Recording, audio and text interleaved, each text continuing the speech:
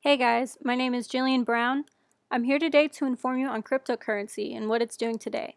I hope by the end of this presentation you'll know a little more on this currency and maybe form some opinions of your own. So why cryptocurrency?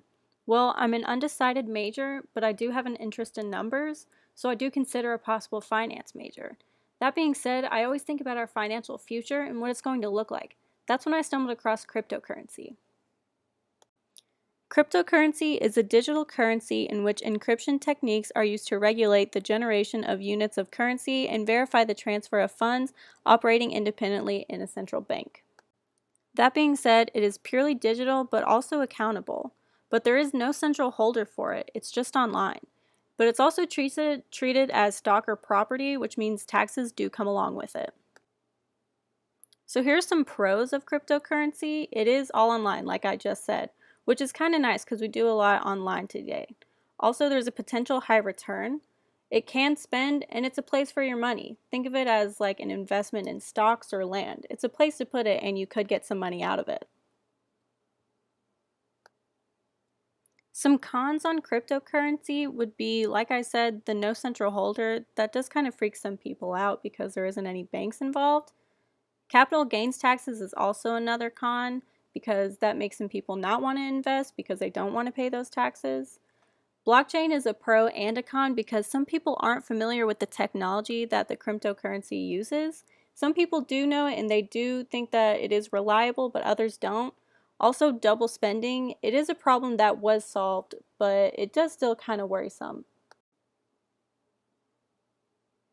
So what do finance professionals think?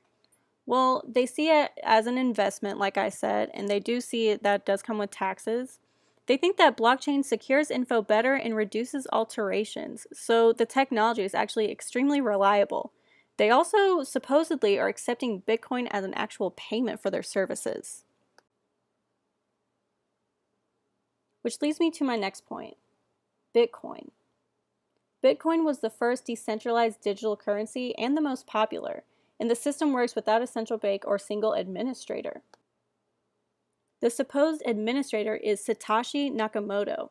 It's the name used by the unknown person or people who designed Bitcoin. It's also devised the first blockchain database. They were the first to solve the double spending problem for digital currency.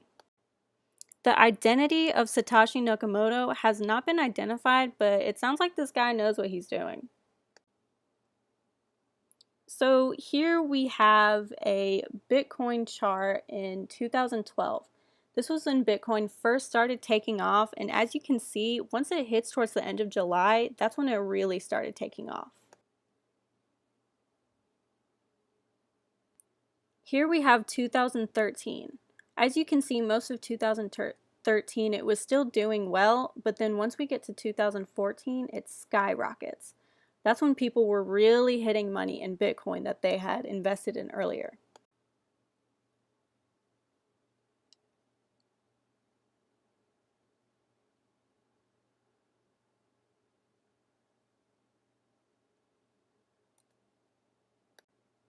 Here we're skipping to 2017. As you can see in 2017, it still continues to increase in value. And this is also going by US dollars, by the way. And eventually in late 17, that's when it really starts to go up even more, reaching $15,000 for one Bitcoin. Now, this is where it gets interesting. You see the entire timeline.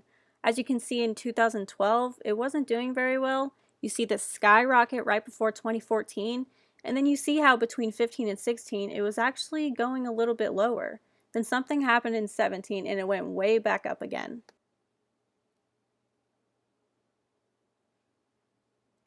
This is of 2017 turning into 2018.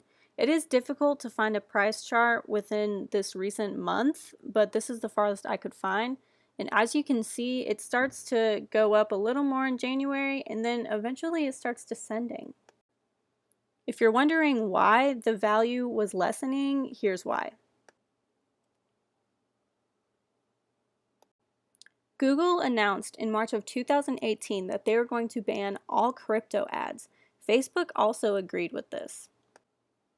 This was designed to prevent scammers from taking advantage of other users. Google said it was a lack of appropriate consumer protections, and Facebook said firms were acting in bad faith.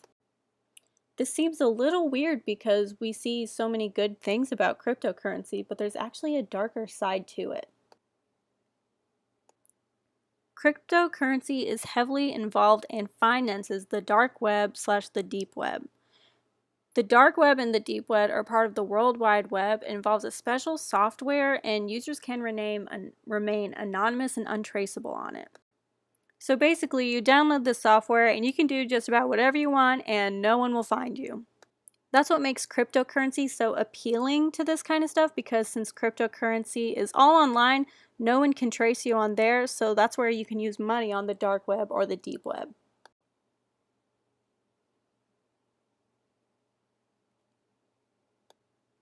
This is a diagram I found on Google Images that just kind of gives you a better visual representation of what the deep web and the dark web are, also compared to the surface web, and these are also some things that are involved with it. Other things on the dark web include illegal pornography, proxy murder, and weapons. If you don't know what proxy murder is, that's when you hire a hitman online. Cryptocurrency seemed pretty good, but now knowing that it's involved in these kind of things, people are starting to stray away from it. However, it's kind of funny because things we use today like cash, that kind of currency, that can still buy all of these things. But don't get me wrong, it's not all bad, because there are some still pretty decent pros to it. There's no fraud involved in cryptocurrencies. Considering it's untraceable, there's no way for someone to steal your identity on there. There's lower fees. Also, the access to cryptocurrency is extremely convenient because typically with other stocks and other type of investments, there's always a third party involved, such as a lawyer or maybe an accountant of some sort, but this is all on your own, which is pretty nice. Also, it's immediate settlement, so you immediately get your investment, whereas other type of investments, they typically take a while to process. So the decision is ours. Do we like cryptocurrency? Do we want to use it one day? Is it trustworthy? Or do we think it's kind of weird because it is so heavily involved in some things that we're not totally into? This is my works cited page, and these are the images that I used.